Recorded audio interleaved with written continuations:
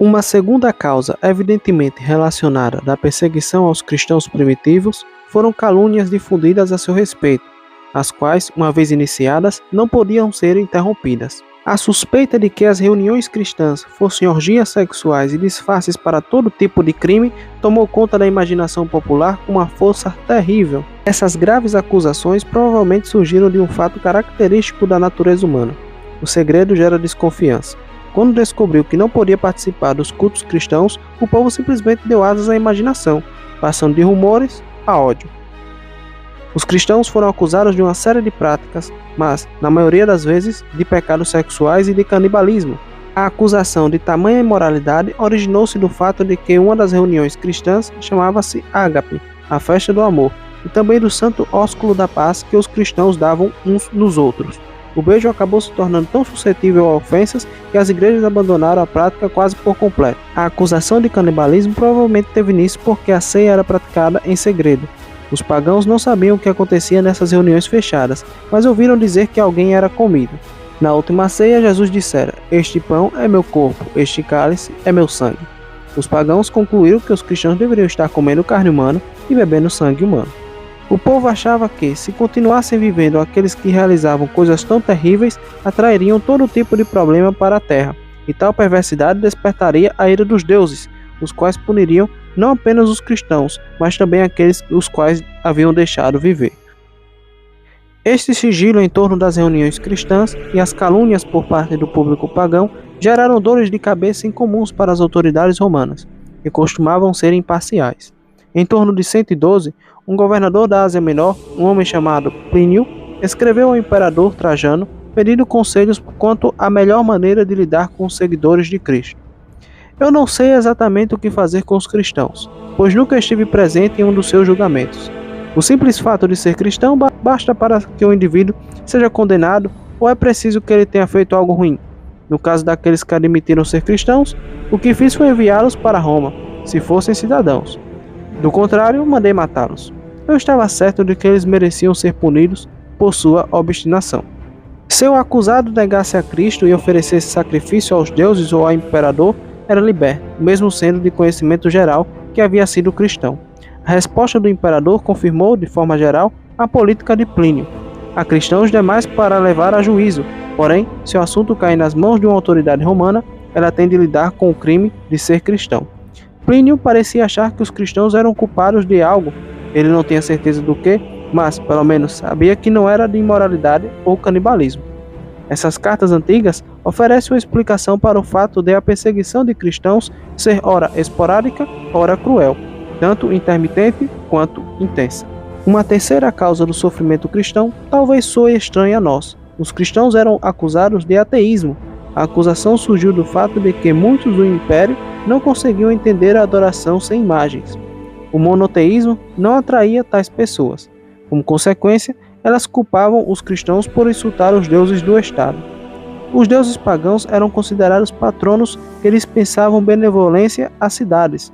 Então, como ato de lealdade, os cidadãos de boa reputação participavam de várias festas cívicas homenageando algum deus.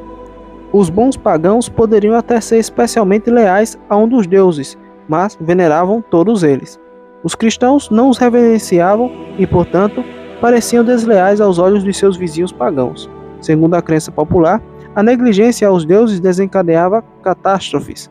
Em Apologia, Tertuliano escreve: "Se o Tibre inundar a cidade, ou se o Nilo se recusar a subir, ou se o céu retiver a chuva, ou se houver terremoto, fome ou peste, virá de uma só vez o clamor: lancem os cristãos aos leões." A causa suprema da perseguição romana aos cristãos era a tradição de adoração ao imperador. Esse conflito entre Cristo e César, entretanto, não irrompeu do dia para a noite, pois o culto ao imperador foi ocupando aos poucos um lugar central na vida do império. As raízes da prática residiam nos méritos do governo romano, quando os romanos assumiam o governo de um país, trazendo consigo sua justiça imparcial. Os homens eram libertos da autoridade caprichosa de tiranos imprevisíveis e, muitas vezes, selvagens e sanguinários. Quando a administração romana chegava, as estradas ficavam livres de ladrões e os mares de piratas. Uma nova segurança entrava em vigor. Essa era a Pax Romana. O resultado era uma profunda e sincera gratidão ao espírito de Roma. Bastou um simples passo para que o espírito de Roma se tornasse a deusa romana. No segundo século, havia muitos templos na Ásia Menor dedicados a essa deusa. No entanto, a mente e o coração do homem precisam de um símbolo. Foi mais um passo fácil para que o imperador fosse considerado a encarnação da deusa Roma e do espírito de Roma. Ele incorporava Roma, ele era Roma. Nele o espírito de Roma residia e fazia sua morada terrena. O primeiro templo efetivamente dedicado à divindade do imperador foi construído em 29 a.C., em Pérgamo, na Ásia Menor. No início, os imperadores hesitaram em aceitar essa reverência. Cláudio foi contra a construção de templos dedicados a ele, porque, segundo alegou, não queria ofender seus semelhantes, mas lentamente uma ideia começou a se formar na mente oficial. O problema do Império Romano era a unificação. Uma vez que se estendia desde o rio Eufrates até as margens do Mar da Irlanda, suas fronteiras iam da Alemanha ao norte da África, da Espanha ao Egito e à Síria, havendo todo tipo de povo, língua, crença e tradição. Como eles poderiam ser uma unidade? Como a consciência de um império único poderia ser incutida na vida de povos tão diversos? Não há força unificadora como a força de uma religião comum, e a adoração a César estava à disposição. Nenhuma fé local e ancestral tinha qualquer esperança de tornar-se universal, mas Roma era universal. Dessa maneira, a adoração a César tornou-se a pedra angular da política imperial e era deliberadamente organizada em todas as províncias do império. Por toda a parte, surgiram templos dedicados à divindade do imperador. Pouco a pouco, as pessoas no império passaram a crer que qualquer aliança conflitante com a lealdade ao imperador e, por conseguinte, ao império, teria como único resultado a desintegração da ordem. A adoração de outro senhor certamente abriria as comportas do caos. O imperador Décio deu mais um passo importante na questão da perseguição. O culto a César passou a ser universal e obrigatório para todas as raças e nações dentro do império, com a única exceção dos judeus. Em determinado dia do ano, todos os cidadãos romanos tinham de ir até o templo de César, queimar o incenso e declarar César é Senhor. Tendo feito isso, recebiam um certificado de garantia. Após queimar o incenso e reconhecer César como Senhor, o cidadão poderia ir embora e adorar qualquer Deus que desejasse, contanto que a adoração não afetasse a decência e a ordem pública. Assim vemos que o culto a César era, sobretudo, um teste de lealdade política. Era um teste para saber se o indivíduo era um bom cidadão. Caso se recusasse a realizar a cerimônia de reconhecimento de César, era automaticamente marcado como traidor e revolucionário. A exaltação do imperador, portanto, gerou um problema para os cristãos, pois estes não deixavam de orar pelo imperador em suas reuniões, mas se recusavam a orar para ele, quer em particular, quer em público. Qualquer viajante que passasse por Roma no terceiro século encontraria a mesma linguagem sendo utilizada no fórum para o advento do imperador e nas catacumbas, para a celebração do aparecimento de Cristo. Como um cristão poderia concordar com isso? Quem era digno de subir ao trono do universo e direcionar o curso da história? César ou Cristo? Desse modo, o culto cristão e o culto de César eram conflitantes, e se havia uma coisa em que um cristão jamais diria era César era Senhor.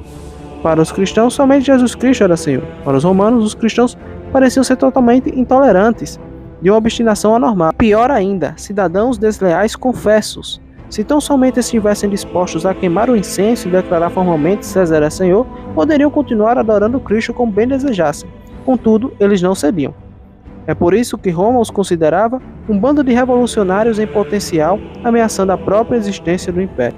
Em certo sentido, Roma estava certa, pois muitos cristãos consideravam esse conflito de lealdades uma batalha cósmica. O Apocalipse de João, no Novo Testamento, reflete a resposta cristã ao culto imperial na Ásia Menor ao final do primeiro século. João traça a opressão dos cristãos ao próprio diabo, ao grande dragão vermelho, que trava a guerra contra os santos por intermédio de dois agentes, as bestas de Apocalipse 13, no qual o primeiro é a besta do mar, o abismo, a potência imperial, o segundo é a besta da terra, o falso profeta ou culto imperial. E qual foi a defesa cristã contra esse ataque de Roma? Eles conquistaram o dragão, de João, em Apocalipse 12, versículo 11. Pelo sangue do Cordeiro e pela palavra do testemunho que deram, diante da morte, não amaram a própria vida. Se gostou desse vídeo, se inscreva, deixe seu gostei considere se inscrever para mais vídeos como esse. E até a terceira parte. Obrigado.